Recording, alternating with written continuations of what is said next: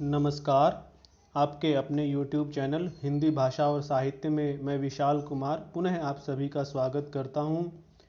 हम सूरदास जी के लिखे हुए प्रसिद्ध ग्रंथ सूरसागर के पदों की व्याख्या कर रहे हैं और इसी क्रम में हम अभी तक 240 पदों की व्याख्या कर चुके हैं। आज पद संख्या 241 की व्याख्या से प्रारंभ करते हैं। हरि परदेस बहुत दिन लाए। एक गोपी कृष्ण विरह की व्यथा में कहती है कि हे सखी, कृष्ण ने, हरि ने परदेश में बहुत दिन व्यतीत कर लिए हैं। वे उनको विदेश गए हुए या दूसरे स्थान पर गए हुए, हमसे बिछड़े हुए बहुत दिन हो गए हैं। कारी घटा देखी बादल की नैन नीर भरी आए। हे सखी, ये बादलों की काली काली घटाएं देखकर मेरी आंखों में आंसू उमड़ आते हैं। देखिए, काली घटाओं को देखकर गोपी के मन में आंसुओं का उमड़ आना यह इसलिए है क्योंकि जो प्रेमी लोग होते हैं, जो चीज़ें संयोग के समय उन्हें सुखकर थी, जब कृष्ण ब्रज में थे तो इन्हीं बादलों को देखकर उन्हें बड़ी ही खुशी होती थी। लेकिन आज जब ये बादल घुमड़ घुमड़ कर आते हैं, बादल बरसते हैं, तो गोपियों को कृष्ण की बहुत अधिक याद आती है और कृष्ण अभी यहाँ नहीं है, तो इसलिए उस विरह व्यथा में उनकी आंखों से वे आंसू गिरते हैं। वीर बटाऊ पंथी हो तुम कौन देश तय आए। वीर बटाऊ, हे भैया, हे बटोही भैया, हे यात्री भैया, पथिक हो तुम कौन देश तय आए, कि हे पथिक, तुम तो हमारे भाई के समान हो, हमें बिल्कुल ऐसे ही लगे। बताओ तुम किस स्थान से आए हो और हमारी ये विनती सुनो।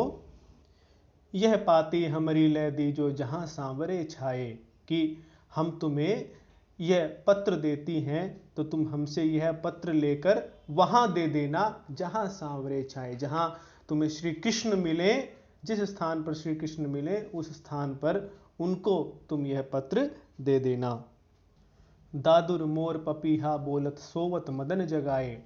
इस वर्षा ऋतु में दादुर मेंढक बोल रहे हैं, पपीहा बोल रहा है, मोर बोल रहे हैं, सोवत मदन जगाए।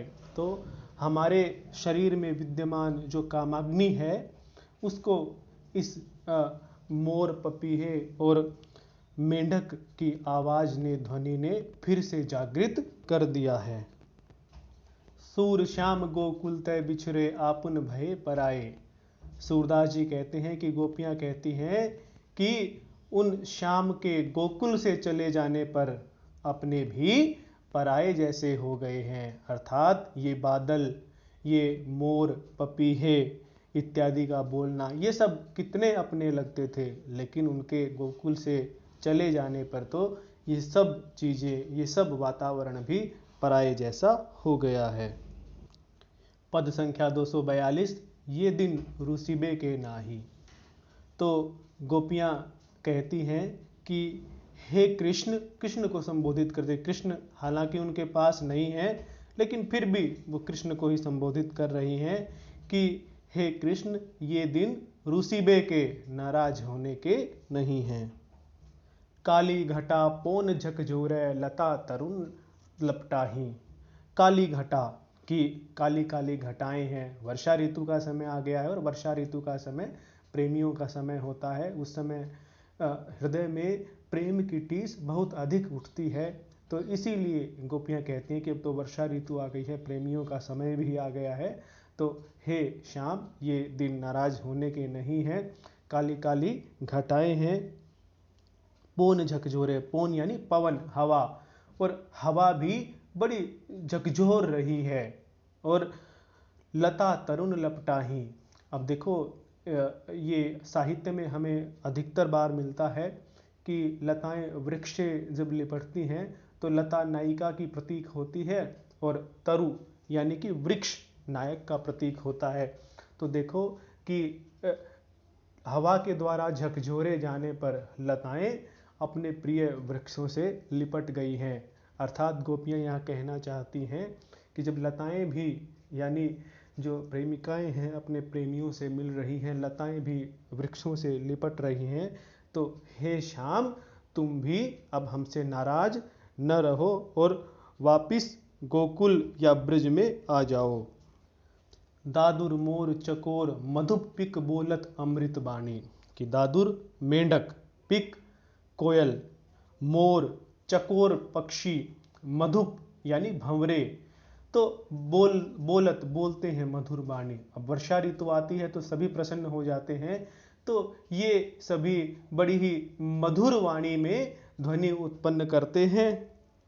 सूरदास प्रभु तुम्हारे दरस बिनु बैरिनी ऋतु नए रानी। सूरदास जी कहते हैं कि वे गोपियां कहती हैं, हे कृष्ण तुम्हारे बिना तो जो वर्षा ऋतु आई है, ये हमें ऐसा लग रहा है कि हमारी दुश्मन, हमारी शत्रु ऋतु नए रानी हमारे पास आ गई है। क्योंकि जब कृष्ण साथ होते थे तो यही ऋतु उन्हें बहुत ही प्रिय लगती थी, लेकिन कृष्ण के बिना यह वर्षा ऋतु उन्हें बहुत ही कष्टकर प्रतीत होती है। पद संख्या 243 की व्याख्या, अब वर्षा को आगम आयो। गोपियां कहती हैं कि अब तो वर्षा ऋतु भी आ गई है। ऐसे निठुर भय नंद नंदन संदेशो न पठायो। और वे कहती हैं कि वे नंद नंदन, वे कृष्ण तो ऐसे निष्ठुर हो गए हैं, ऐसे कठोर हृदय के हो गए हैं कि हमारे पास एक संदेशो न पठायो, हमारे पास एक संदेश तक नहीं भेजा। बादर घोर उठे चहुं दिसिते जलधर गरज सुनायो, कि चारों ओर से बड़े भयंकर बादल उठे हैं, बहुत भारी बादल उठे हैं, घोर बादल उठे हैं, और वे बड़ी भारी गर्जना भी कर रहे हैं। वे गरज गरज कर अपना शब्द सुना रहे हैं। एक सूर रही मेरे जिए बहुरी न ब्रिज छायो। सूरदास जी कहते हैं कि वह गोपी कहती है कि मेरे हृदय में तो एक ही टीस रह गई है, एक ही लालसा शेष रह गई है, बहुरी फिर से ब्रज न छायो, कि वे कृष्ण, वे श्याम सुंदर, वे घनश्याम, वे फिर से एक बार जाने के बाद फिर से ब्रज में लौटकर नहीं आए। अर्थात वे कृष्ण रूपी बादल एक बार जाने के बाद फिर से ब्रज पर नहीं छाए, अर्थात कृष्ण लौटकर नहीं आए। कहने का अभिप्राय यह है कि गोपी कहती है कि वर्षा के बादल तो चारों तरफ से आकर ब्रिज में छा गए हैं, लेकिन वे कृष्ण रूपी बादल फिर से ब्रिज में नहीं आए। दादुर मोर पपीहा बोलत कोकिल शब्द सुनायो, कि वर्षा ऋतु आने पर दादुर यानी कि मेंढक, मोर, पपीहा ये सब बोल रहे हैं और कोयल भी अपनी मीठी वाणी सुना रही है। सूरदास के प्रभु सो कहियो नैन नहे झर लायो।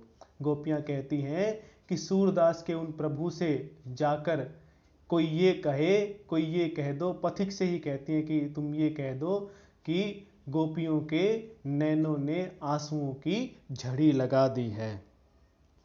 पद संख्या 244 की व्याख्या, संदेशनी मधुबन कूप भरे। संदेशनी संदेशों से, पत्रों से, मधुबन मथुरा के कूप कुएं भरे। गोपियां कहती हैं कि हमने श्री कृष्ण के पास इतने संदेश भेज दिए हैं कि उन संदेशों को यदि कुओं में डाल दिया जाए तो वे कुएं भी भर जाएं। अर्थात गोपियां कहती हैं कि हमने मथुरा में कृष्ण के लिए बहुत सारे संदेश भेज दिए हैं। अपने तो पठवत नहीं मोहन हमरे फिरी न फिरे। अपने तो यानी स्वयं तो पठवत नहीं मोहन, मोहन भेजते नहीं हैं, हमरे फिरी न फिरे, और हमने जो भेजे वे फिर से वापिस उनका कोई उत्तर प्रत्युत्तर नहीं मिला। तो गोपियां कहती हैं कि वे कृष्ण स्वयं तो ऐसे हैं ही कि स्वयं तो कभी हमें संदेश भेजते नहीं हैं, लेकिन जो हमने संदेश भेजे उनका फिर से प्रत्युत्तर कभी नहीं मिला। जिते पथिक पठे मधुबन को बहुरी न शोध करो। जिते पथिक जितने यात्री पठे भेजे हैं, हमने यात्रियों को, जितने भी यात्रियों को संदेश देकर मथुरा भेजा है, बहुरी न सूद करो, फिर से उनका कोई शोध करो, यानी उनका कोई अता पता हमें नहीं मिला, उनके बारे में हमें कुछ भी पता नहीं मिला कि उन्होंने कृष्ण को संदेश दिया या कृष्ण ने उनको क्या कहा, हमें उनके बारे में कुछ भी पता नहीं लगा। कैवे श्याम सिखाई पर बोधे, कै कहूँ बीच मरे, कि हे सखी हमें तो ऐसा लगता है या तो श्री कृष्ण ने उनको सिखा दिया है और सिखाकर उन्हें समझा दिया है कि तुम गोपियों के पास वापस मत जाना, कै कहूँ बीच मरे, या फिर ऐसा ही हो गया होगा कि वे मार्ग में ही बीच में मृत्यु को प्राप्त हो गए होंगे, वरना हमने तो इतने पथिकों को संदेश दिया, वे लौटकर हमें कुछ तो बताते, लेकिन हमें तो ऐसा लग रहा है कि या तो कृष्ण ने उन्हें सिखा दिया है कि तुम गोपियों के पास जाकर कोई संदेश मत देना, या फिर वे बीच में ही कहीं मर गए होंगे। तो इस प्रकार से गोपियां इस बात के लिए संभावनाएं व्यक्त करती हैं कि जो संदेश गोपियों ने कृष्ण के पास भेजे हैं उनका प्रत्युत्तर उन्हें कभी क्यों नहीं मिला। कागद गरे मेघ मसी खूटी सरदों लागी जरे, कागद गरे मेघ, हमें तो सखी ऐसा लगता है कि मथुरा में जितने भी कागज थे, जितने भी पत्र लिखने के लिए कागज थे, वे सारे बादलों के द्वारा बारिश किए जाने से गल गए। कागद गरे मेघ, की मेघों की बारिश में वे कागज गल गए। मसी खूंटी, और वहां मसी यानी शाही, खूंटी समाप्त हो गई, और मथुरा में जितनी भी शाही थी वह सब समाप्त हो गई है। सर दो लागी जरे, सर यानी सरकंडा, क्योंकि सरकंडे से कलम बनाई जाती थी, तो जो कलम बनाने के लिए सरकंडे होते हैं, दो यानी दावाग्नि, दव के लिए दो प्रयोग किया गया है, तो दो यानी दावाग्नि, जंगल की आग में जरे, जल गए हैं, और जो सरकंडे थे जिनसे कलम बनाई जा सकती थी वे सब जंगल की आग में जल गए हैं। हमें तो ऐसा लगता है इसीलिए कृष्ण ने हमें संदेश के रूप में कोई पत्र भी नहीं भेजा। सेवक सूर लिखन को आंधो, पलक कपाट अरे, और या फिर यह भी हो सकता है, सूरदास जी कहते हैं सेवक सूर लिखन को आंधो, कि जो कृष्ण का सेवक है सूरदास वह तो अंधा है और इसीलिए वह लिख नहीं सकता। पलक कपाट अरे, और उसकी आंखों के सामने पलकों रूपी कपाट, कपाट यानी दरवाजे, पलकों रूपी दरवाजे अड़ गए हैं, यानी आ गए हैं, उसकी आंखों के आगे पलकों रूपी दरवाजे आ गए हैं और इसलिए वह देख नहीं सकता। और क्योंकि वह कृष्ण का दास है, कृष्ण का सेवक है और वह कृष्ण के लिए पत्र लिख सकता था, इसीलिए क्योंकि कृष्ण का सेवक सूरदास अंधा है, उसकी आंखों के सामने उसके पलकों रूपी दरवाजे आ गए हैं, इसीलिए कृष्ण पत्र नहीं लिखवा पाए। पद संख्या 245 की व्याख्या। ब्रज पे बदरा आए गाजन, हे सखी देखो ब्रज पर ये बादल जो आए हैं ये ऐसा लगता है कि गाजन यानी युद्ध करने, गाजन यानी कि ऐसा लगता है कि ये जो बादल आए हैं ये युद्ध करने के लिए ब्रज में आए हैं। देखिए युद्ध करने के लिए ऐसा गोपियां क्यों कह रही हैं, क्योंकि जब भी बादल आते हैं तो उन्हें कृष्ण की अधिक याद आती है और उन्हें कष्टकर लगता है, ये लगता है कि मानो उनसे कोई युद्ध कर रहा हो, इस तरह का मन में भाव गोपियों के आया और इसलिए वे कहती हैं कि ये बादल देखकर तो हमें ऐसा लगता है कि ये ब्रज पर युद्ध करने के लिए आ गए हैं।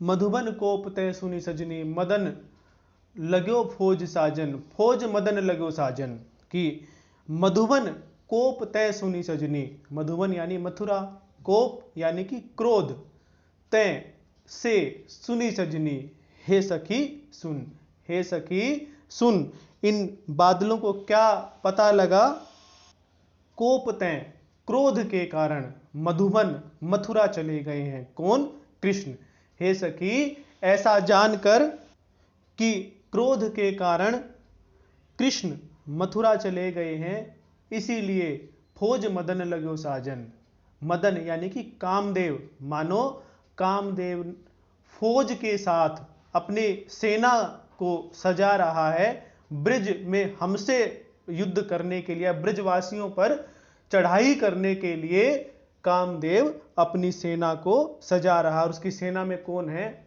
बादल हैं, कोयल और मेंढक, इसके अतिरिक्त पपीहा, ये सब जो है। और क्योंकि कामदेव किस लिए कहा है? क्योंकि कामदेव प्रेम का देवता है।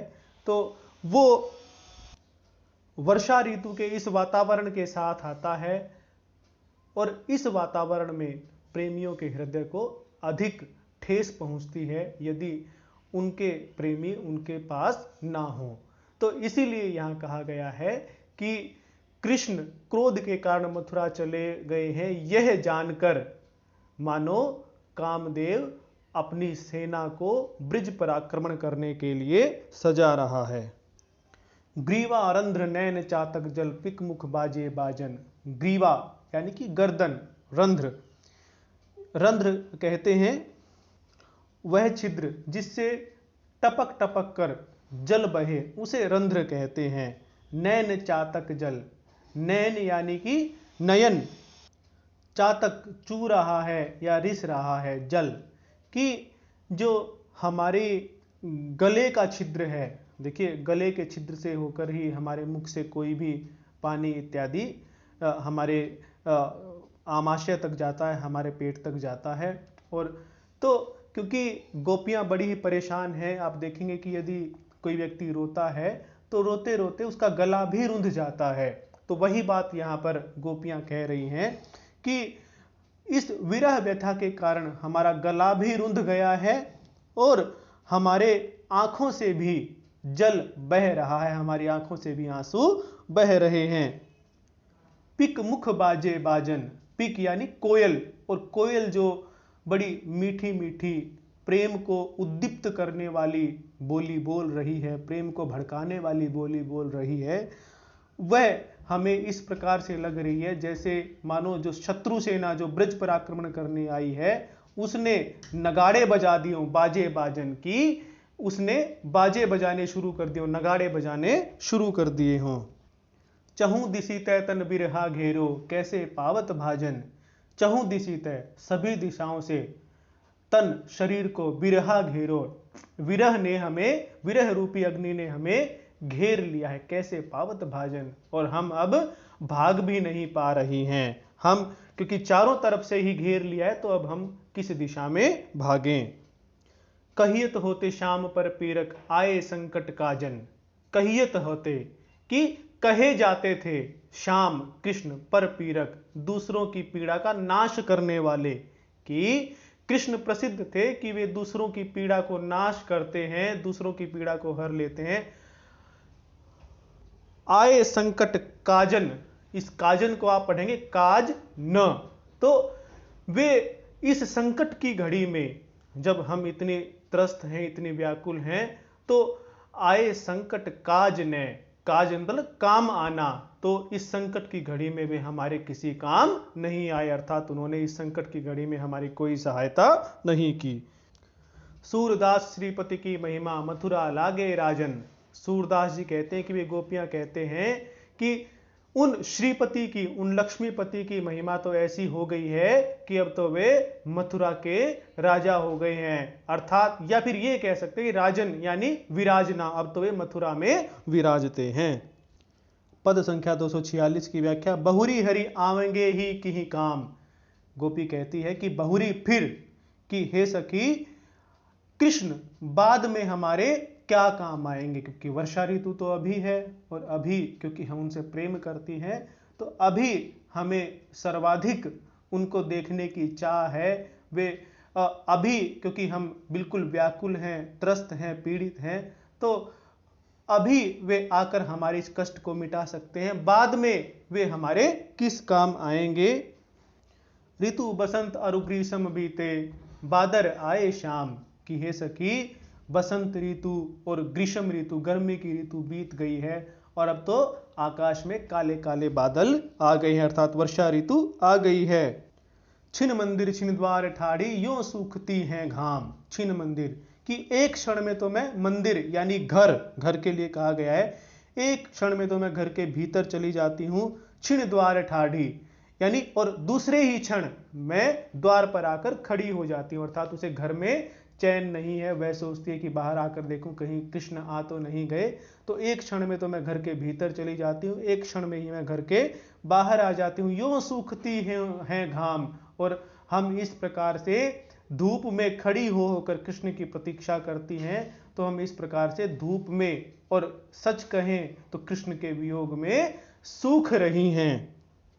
तारे गनत गगन के सजनी, बीते चारों जाम, कि तारे गिनते हुए, हे सजनी हे सखी, आकाश के तारे गिनते हुए बीते चारों जाम, कि चार पहर, रात्रि भी चार पहर की और दिन भी चार पहर का, तो चारों जाम चार पहर, जो रात्रि के चार पहर होते हैं, आकाश में तारे गिनते हुए ही बीतती है। अर्थात हमें तो नींद भी नहीं आती है।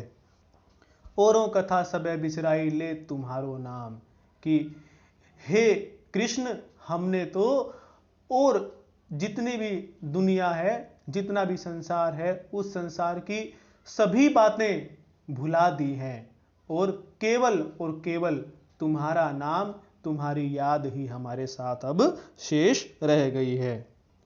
सूर श्याम तादिन तय बिछड़े, अस्थि रह के चाम। सूरदास जी कहते हैं कि वे गोपियां कहती हैं कि हे कृष्ण, जब से तुम हमसे बिछड़े हो तो हमारे शरीर पर तो या तो अस्थियां रह गई हैं या फिर चमड़ी रह गई है। अर्थात वे इतनी कमजोर हो गई हैं कि उनके शरीर में जितना भी मांसल भाग था वह समाप्त हो गया, और केवल हड्डियों का ढांचा और उसके ऊपर चमड़ी, केवल यही शेष रह गया है। पद संख्या 247 की व्याख्या, किदो घन न गर्जत नहीं उन देशनी। अब जो गोपियां हैं वो विचार करती हैं कि वर्षा ऋतु आने के बाद कृष्ण को याद कर करके हमें इतनी पीड़ा हो रही है, तो प्रेम तो जैसा हमने कृष्ण से किया था, कृष्ण ने भी हमसे किया था। तो वर्षा ऋतु यदि ब्रज में आई है तो वर्षा ऋतु मथुरा में भी आई होगी। तो क्या वर्षा ऋतु आने के बाद कृष्ण को हमारी याद नहीं आई होगी? और याद आए तो फिर कृष्ण या तो आ जाए या कोई संदेश भेजें, लेकिन ऐसा कुछ भी नहीं हुआ। तो फिर गोपियां सोचती हैं कि क्योंकि कृष्ण ने हमें याद नहीं किया और संदेश भी नहीं भेजा, तो इसके पीछे क्या कारण हो सकते हैं। तो इसलिए गोपियां कहती हैं कि किधो, यानी कि या तो, कि हे सखी, क्या ऐसा है कि जिस देश में, जिस स्थान पर कृष्ण रहते हैं, वहां बादल ना गरजते हो? भाई, कृष्ण ने संदेश नहीं भेजा, इसका अभिप्राय क्या यह है कि वहां पर बादल नहीं गरजते? हे सखी, क्या मथुरा में बादल नहीं गरजते? क्या हरि हर्षि हठी इंद्र बरजे, दादुर खाए शेषनी। क्या हरि हर्षि, क्या हरि यानी कृष्ण ने हर्षि प्रसन्नता से और हठ से आज्ञा देकर इंद्र बरजे, इंद्र को मथुरा में बारिश करने से रोक दिया है ताकि गोपियों की याद ना आए। क्या दादुर खाए शेषनी, मेंढक जितने भी, क्योंकि बारिश में मेंढकों की टर टर की आवाज आती है तो वो भी याद दिलाती होगी। तो क्या शेषनाग ने सभी मेंढकों को खा लिया है? क्योंकि भाई चलिए मान लीजिए कि कृष्ण को हमारी याद क्यों नहीं आई? अगर मेंढक बोलते तो गोपियों को विश्वास है कि अवश्य ही कृष्ण को उनकी याद आती। तो क्या मेंढकों को शेषनाग ने खा लिया है? क्या उही देश बगनी मग छाड़े, घरनी न बूंद प्रवेशनी। क्या उही मग, क्या उस मग यानी रास्ते पर बगनी यानी कि बगुलों ने छाड़े छोड़ दिया है? क्या बगुलों ने आने जाने के लिए उस मथुरा के यानी जहां कृष्ण रहते हैं उस रास्ते को छोड़ दिया है? देखिए, वर्षा ऋतु में बगुले एक स्थान से दूसरे स्थान तक जाते हुए दिखाई देते हैं। तो क्या कृष्ण को बगुले भी जाते हुए नहीं दिखे कि उन्हें वर्षा ऋतु की याद आए और फिर वर्षा ऋतु से जुड़कर हमारी याद आए? तो या क्या उस स्थान, उस रास्ते को बगुलों ने आने जाने के लिए छोड़ दिया है? घरनी नहीं बूंद प्रवेशनी, क्या जहां श्री कृष्ण रहते हैं उस स्थान पर घरों में बारिश की बूंदें प्रवेश नहीं करती? चातक मोर कोकिला उहिबन, बधिकनी बधे विशेषनी। चातक मोर और कोकिला कोयल उही देश, उस स्थान पर बधिकनी शिकारियों ने बधे, मार दिए, विशेषनी विशेष रूप से। तो क्या हे सखी, उस स्थान पर चातक मोर और कोयल जो कि बारिश के समय में बहुत मधुर ध्वनि उत्पन्न करते हैं, विशेष रूप से इन पक्षियों को चुन चुन कर मार दिया है? क्या उही देश बाल न झूलती गावती, सखी न सुदेशनी। हे सखी, बाल यानी बालाएं, कि हे सखी, क्या उस देश में बालाएं झूलों पर नहीं झूलती हैं और उनको झुलाने वाली बालाएं क्या मधुर गीत नहीं गाती हैं उस देश में, यानी उस स्थान पर, कि उनको झूलता हुआ देखकर, उनको गाता हुआ देखकर ही कृष्ण को हमारी याद आ जाती। सूरदास प्रभु पथिक न चलहि, कासो कहो संदेशनी। सूरदास जी कहते हैं कि वे गोपियां कहती हैं कि वर्षा ऋतु आ गई है, और वर्षा ऋतु में लोग यात्राएं नहीं करते थे उस समय, क्योंकि सभी जगह नदियां वगैरह उफान पर होती थी, कीचड़ होता था, तो उसके कारण यात्री भी आ जा नहीं रहे हैं। तो अब हम अपना संदेश भी किसको कहें, हम किसको संदेश देकर कृष्ण के पास भेजें? पद संख्या 248 की व्याख्या, आजो घन श्याम की अनुहारी। हे सखियों ने बादलों को आते हुए देखा है, तो सखियां कहती हैं, बादलों में श्याम का रूप देखती हैं, बादलों में कृष्ण का रूप देखती हैं, और वो कहती हैं कि हे सखी देख, आज तो ये बादल भी कृष्ण का रूप बनाकर, अनुहारी, उनका ही अनुसरण, उनके रूप का अनुसरण करके उनका ही रूप बनाकर आए हैं। आए उमड़े सांवरे सजनी, देखी रूप की यारी।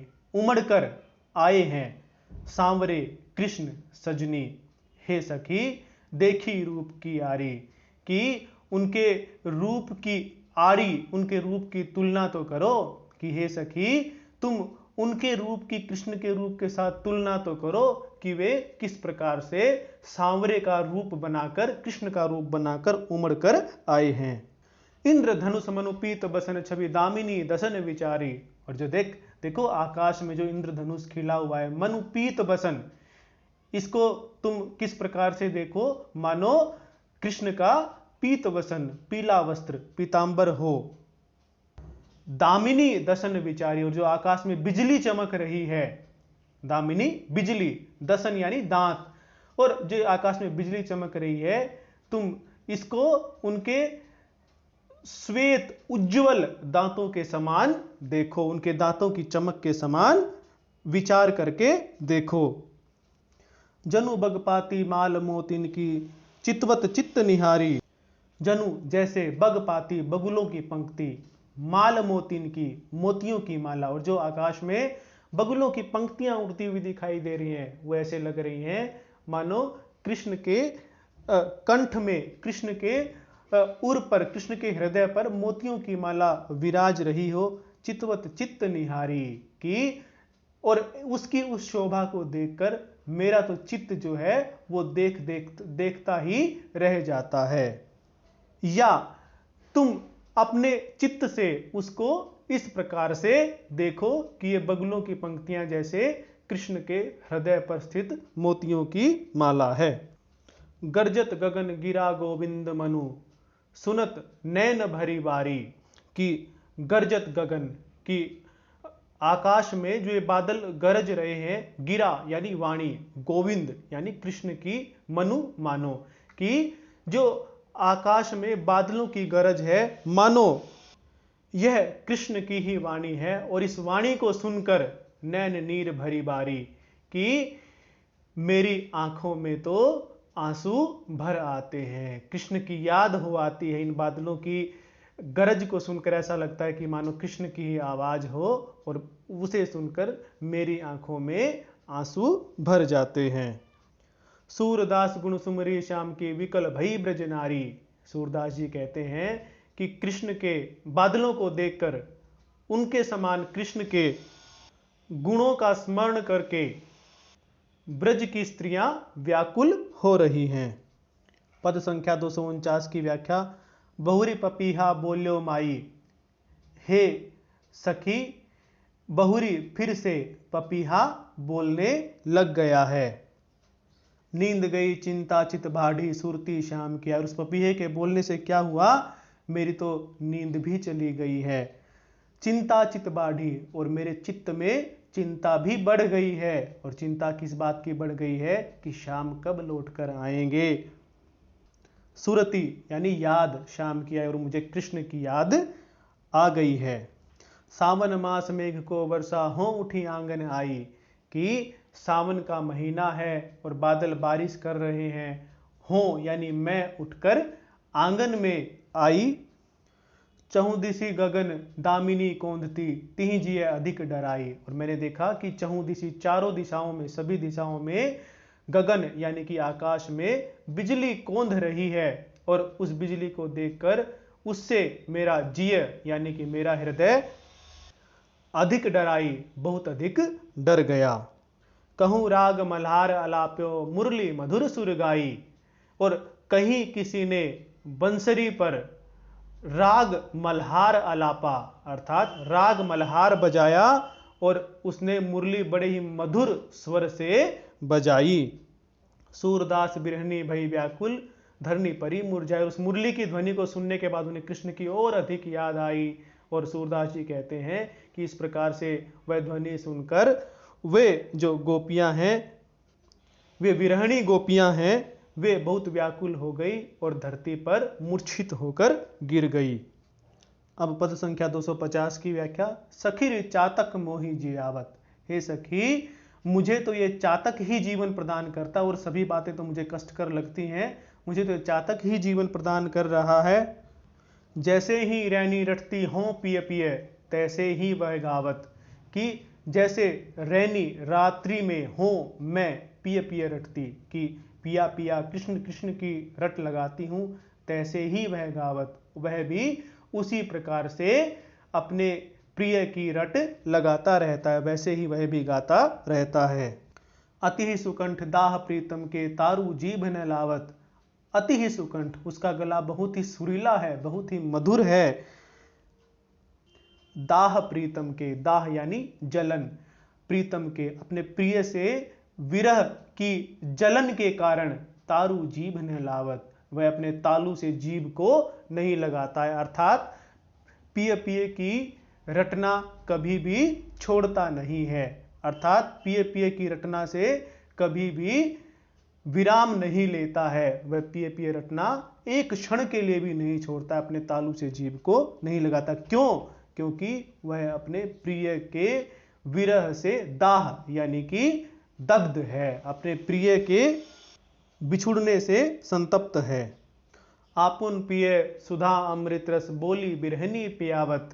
आपुन पिय कि वह स्वयं तो पीता ही है सुधा अमृत रस, कि अमृत रस अपने प्रिय के नाम का अमृत रस वह स्वयं तो पान करता ही है। बोली विरहनी प्यावत, हम जैसी विरहनियों को भी अपने प्रिय के नाम का अमृत पान करवाता है, क्योंकि वह स्वयं तो उच्चारण कर करके उस प्रिय के नाम के अमृत रस का पान करता है, और जब हम उसे सुनती हैं तो हम भी प्रिय के नाम के अमृत रस का पान कर लेती हैं। यह पंछी जो सहाय न हो तो प्राण महा दुख पावत, कि हे सखी यदि यह पंछी, यह चातक हमारी सहायता नहीं करता तो हमारे प्राण बहुत ही कष्ट पाते। जीवन सफल सूरताही को काज पराए आवत। सूरदास जी कहते हैं, गोपियां कहते हैं कि हे सखी इस संसार में उसी का जीवन सफल है जो दूसरे के काम आता है, और यह चातक तो हमारे ही काम आ रहा है। तो आज हमने 250 तक पदों की व्याख्या की है। धन्यवाद।